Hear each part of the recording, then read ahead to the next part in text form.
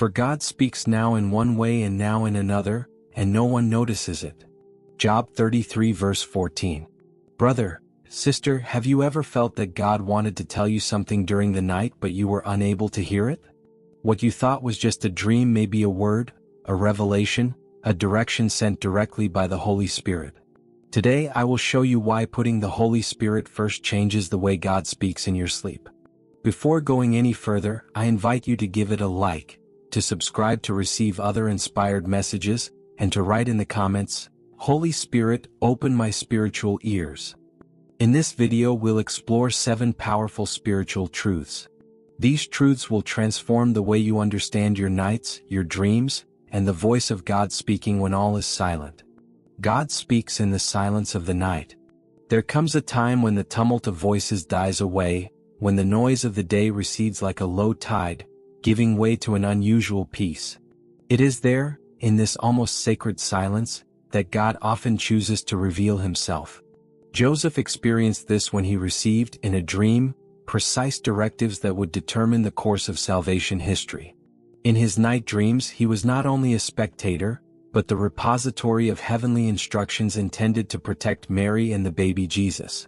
The night then becomes a sanctuary, a space where the soul, freed from the turmoil of daily life, is more sensitive to the whispers of the Spirit. Even today this dimension remains real. Sleep is not just a simple rest for the body, it can be a meeting ground between the divine and the human. Prayer before closing one's eyes acts as a spiritual seal. It closes the door to the distractions of the day and opens the door to the heavenly chamber, an invisible place where God leaves guidance, visions, and sometimes warnings. Those who take the time to voluntarily turn off the noise of the world discover that the night can be filled with inner light. It is not a discipline imposed by force, but a disposition of the heart, learning to be silent, to lay down one's burdens, to wait for the voice of God to slip into the silence. In a world where agitation has become the norm, rediscovering the value of the night as a sacred space becomes almost an act of spiritual resistance. What seemed banal, the simple act of falling asleep, then becomes a meeting with the invisible, an opportunity to let God guide our steps even in our dreams. Psalm 16 verse 7, I will bless the Lord who counsels me in the night, my heart exhorts me.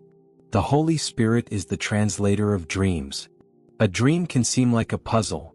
Images that follow one another, sometimes strange scenes, words that strike us but whose meaning escapes us. Many wake up thinking that it was only a product of the imagination, while sometimes God has slipped a message through these symbols. This is where the unique role of the Holy Spirit comes in.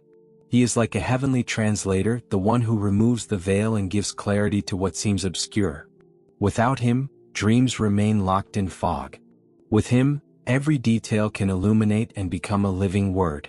The story of Joseph in Egypt is a powerful testimony to this. When Pharaoh was troubled by his dreams, no wise man or magician could explain them. But Joseph, filled with God's Spirit, provided a correct and inspired interpretation. This was not human intelligence but revelation from heaven. What seemed incomprehensible became a survival strategy for an entire people. A king's dream, enlightened by the Spirit, paved the way for a divine plan of preservation. This is why it is vital to learn to dialogue with the Holy Spirit upon waking. Simply asking him, "Reveal to me what you showed me last night," is not a religious ritual, but a key to transforming nocturnal images into precious instructions. This humble gesture opens the door to divine guidance for the day, warnings, or even confirmation of decisions to be made. The Spirit does not leave his children in confusion. He loves to teach, enlighten, and lead. John 14 verse 26, but the Comforter, the Holy Spirit, will teach you all things. Dreams are like seeds. A dream does not always appear brightly or clearly. Sometimes it appears as a small seed, fragile, discreet, almost insignificant. We might be tempted to ignore it, but in reality, it already carries within it a hidden life. The dreams that God places are like seeds buried in the earth. They do not reveal their power immediately, but they work in silence until the day they germinate. Some dreams are warnings, like a shot of seeds that urges us to act quickly before it is too late. Others are promises but in gestation, requiring patience and trust. Daniel witnessed this. His visions were like seeds sown in his mind, some of which were only fulfilled generations later. This discrepancy was not an oversight on God's part, but a divine process. Time had to ripen, history had to reach the right season. Thus, every heaven-inspired dream contains its own invisible calendar. This is why it is essential to become the guardian of these seeds. The notebook in which we record our dreams then becomes a spiritual field. By writing, we prepare the soil of memory to welcome the growth of revelation. What might have been lost in oblivion takes root and deepens. Later, upon rereading, we discover that elements that were once incomprehensible take on meaning in hindsight. Like a farmer watching the first buds emerge from the earth, we recognize that God had already planted the future in a past night. Verse, Habakkuk 2:3, the prophecy is yet for an appointed time, it will certainly be fulfilled. The desert is a place of nighttime revelation. Night can fall in the driest places, and the desert, with its heavy silence and hopeless horizon, seems to be the place where all hope dies. It was in such a setting that Jacob, fleeing from his brother, found himself. He had neither bed nor home, only a stone for a pillow. His heart beat to the rhythm of fear and uncertainty. Yet it was precisely there, in the midst of his exile, that heaven opened. As he slept, he saw a ladder erected between earth and heaven, angels ascending and descending, and at the top, the voice of God confirming his promises. What seemed like a lonely night turned into an encounter that would mark the course of his destiny. The desert, far from being an absence of God, often becomes the place where his voice resonates with greater force.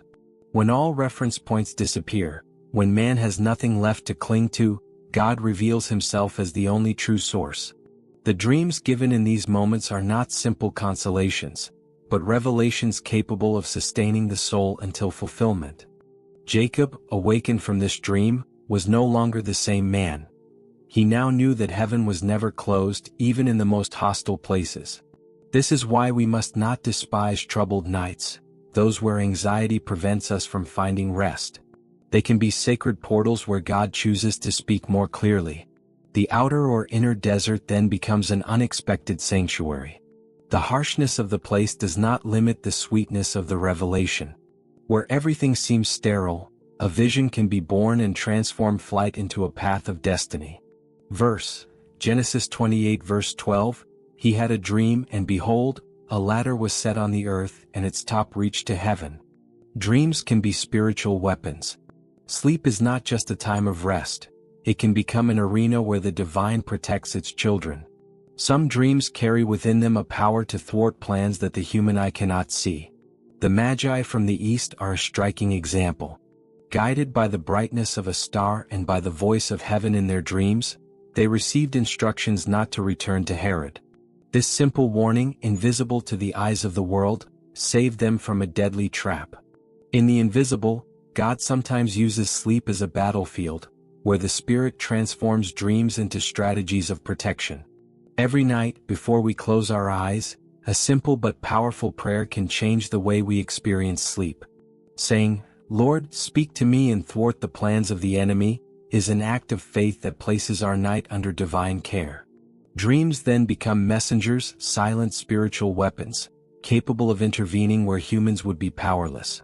It is not fear that guides this practice, but wisdom, recognizing that God can anticipate and protect, and that even what seems insignificant can contain life-saving power.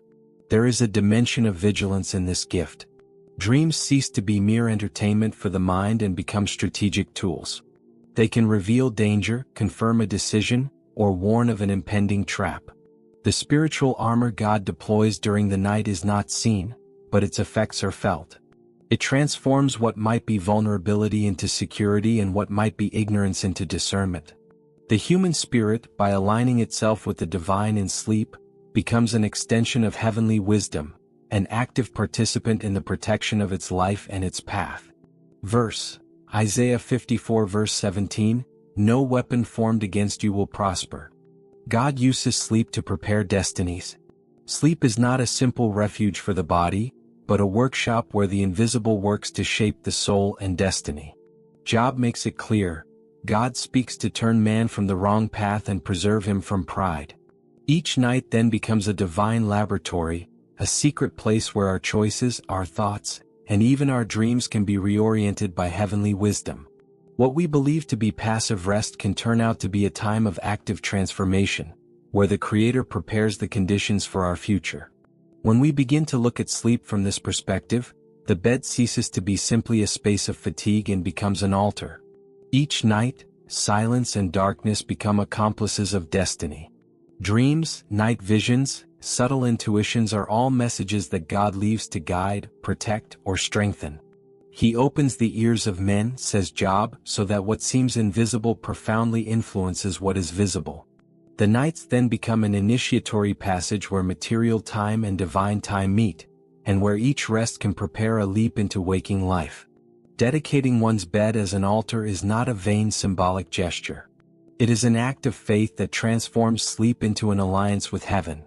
It is a recognition that even in darkness, the soul can receive instructions, encouragement, warnings, or revelations that will guide the days to come.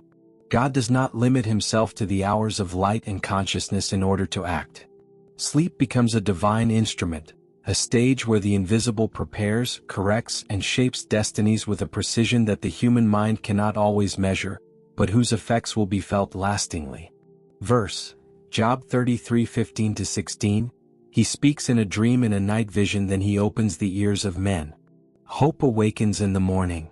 The night has its share of mystery, sometimes fraught with fear or pain, but it never lasts forever. Every darkness carries within it the promise of dawn. The tears that seem endless gradually fade, replaced by the light and clarity of morning. God often uses these moments of silence and dreaming to prepare the heart to walk in the light of day, so that what seemed confusing or worrisome during the night becomes a source of understanding, strength, and joy when the sun rises. Sleep, with its dreams and visions, can be compared to a flow of minerals beneath the earth's surface, imperceptible to the naked eye, yet transforming the invisible landscape, preparing the ground for growth and flowering. Thus, when God speaks in the secrecy of the night, he never leaves his children without direction. The messages he leaves, the encouragement he breathes, all these discreet interventions become the foundations on which hope awakens. Morning is never a mere passage of time. It is a moment of grace, a reminder that night is never the end but the prelude to a new day. Every awakening offers a new opportunity to walk in the light, to realize God's faithfulness, and to lay hold of the promises he has already prepared. The breath of dawn is a subtle reminder that even the most troubled nights have meaning and that no trial can undo God's plan. The hope that rises with the sun transforms the heart and mind, reminding us that darkness, however long, is always destined to give way to joy. Verse, Psalm 30 verse 6, in the evening weeping comes, but in the morning joy. Brother, sister, your dreams are not random. They are sometimes sealed letters from heaven, sent in the envelope of night. Put the Holy Spirit first, and you will see how God uses even your sleep to guide you, protect you, and equip himself for your destiny. Let this message continue to speak to your heart. And remember, the God who neither slumbers nor sleeps watches over you even when your eyes close.